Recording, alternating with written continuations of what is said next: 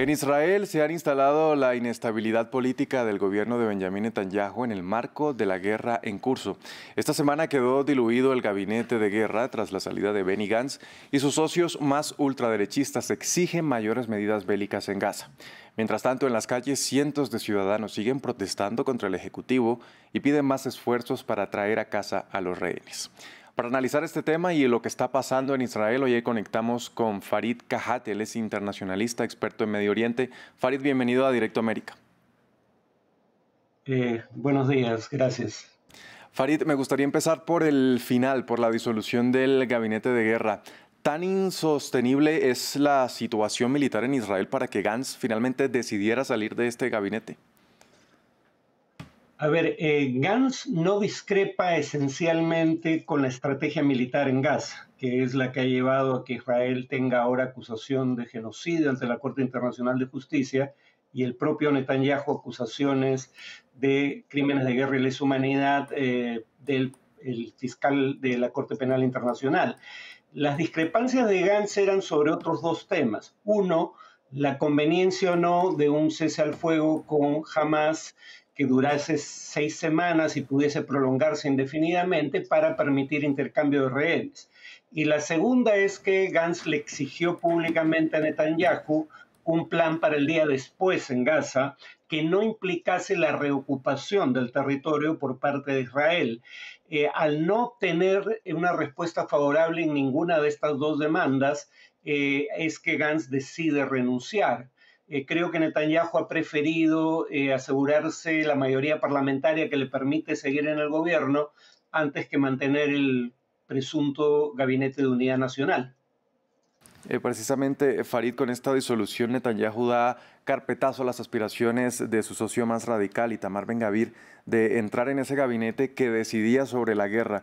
¿Aprovechó el primer ministro para volver a salir airoso en uno de sus peores momentos? Y honestamente creo que eso solo lo sabremos cuando todo este proceso concluya, porque podría decirse que Netanyahu está jugando con fuego. No solo no ha conseguido en casi 9 meses el objetivo de destruir a Hamas y el objetivo de liberar mano militar y a los rehenes, solo ha liberado 7 vivos por la fuerza, sino que además ahora arriesga una nueva guerra general con el Líbano, cosa que no ocurría desde 2006.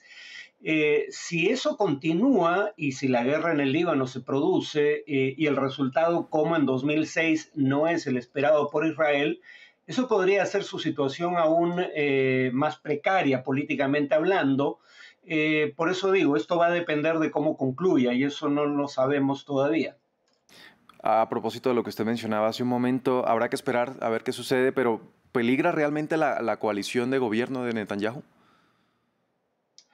Eh, bueno, la condición que le pusieron los socios de coalición que le dan mayoría en el Congreso, cosa necesaria para gobernar en un sistema parlamentario, era que no hubiese un acuerdo de 6 semanas de cese al fuego con Hamas para buscar intercambio de rehenes. Mientras Netanyahu no ceda a la presión internacional en favor de un cese al fuego, podrá mantener su coalición. Aquí lo que habría que tener en cuenta es que si bien 56% de los judíos israelíes quieren un acuerdo de cese al fuego por encima de la continuación de la guerra, esos judíos no son los que votan por Netanyahu. Y, por ejemplo, la base electoral de Netanyahu, que está compuesta por gente como la que habita en los pueblos del norte de Israel, que reciben los ataques de Hezbollah en estos días, esos sí quieren no solo la continuación de la guerra en Gaza, sino la ampliación para ocupar el sur del Líbano. Entonces la pregunta de Netanyahu es en qué medida va a estar dispuesto a ceder a las presiones de sus propios aliados radicales, aún a costa de una ampliación del conflicto. Hablemos sobre lo que pasa en la sociedad israelí, Farid. Mientras siguen los pedidos de cese al fuego y el regreso, la presión hacia el gobierno de Netanyahu para que regresen los rehenes, parece que Netanyahu se mantiene impasible. ¿Qué pasa en el seno de la sociedad israelí para que pase todo este ruido y la presión internacional y todo se mantenga sin cambios? A ver, la mayoría de la sociedad israelí respalda las acciones de su gobierno en Gaza. En una encuesta, en total eran 94% los israelíes que decían que el nivel de fuerza utilizado en Gaza, esto era hacia fines de enero, cuando Israel fue acusado ante la Corte Internacional de Justicia por genocidio, a fines de enero, 94% decían que el nivel de fuerza utilizado en Gaza o era el adecuado o era insuficiente. El problema no es que haya grandes grupos pacifistas en la sociedad israelí. El problema es que, viendo que la guerra no ha logrado el propósito de liberar a los rehenes israelíes en poder de Hamas, una mayoría de israelíes sí quiere un acuerdo de cese al fuego, aunque solo fuese temporal. Y algunos de preferencia querrían uno definitivo. Y ese es el nudo gordiano de la crisis en este momento. Pero claro, Netanyahu tiene un problema obvio. Si hubiese un cese al fuego, la atención del público pasaría de la guerra en Gaza a las fallas de seguridad que llevaron a los ataques de Hamas el 7 de octubre y en general a los errores cometidos a partir de entonces. Ahora se han conocido documentos internos que señalan que la propia inteligencia israelí había indicado que algo como lo ocurrido el 7 de octubre era posible y esas advertencias habrían sido desoídas. Ese es el debate que quiere evitar Netanyahu al no firmar un cese al fuego. Finalmente, Farid, usted lo mencionaba hace un momento, la escalada con Hezbollah ha llegado hasta el nivel de una amenaza de guerra total por parte de Israel. ¿Estamos ante la puerta de un conflicto regional a gran escala?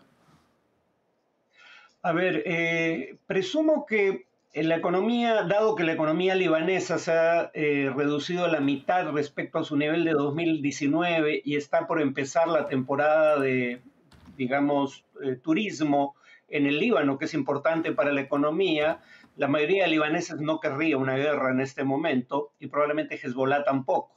Pero Hezbollah alega que tampoco quiso la guerra de 2006 y sin embargo esta se produjo. Siempre cabe la posibilidad de una escalada por errores de cálculo. Bien, era Farid Cajat, internacionalista experto en Medio Oriente. Gracias por acompañarnos a analizar este tema aquí en Directo América. Buenos días. Y ustedes televidentes también, gracias por sintonizarnos. Vamos a hacer una breve pausa y ya regresamos con más. Esto es Directo América.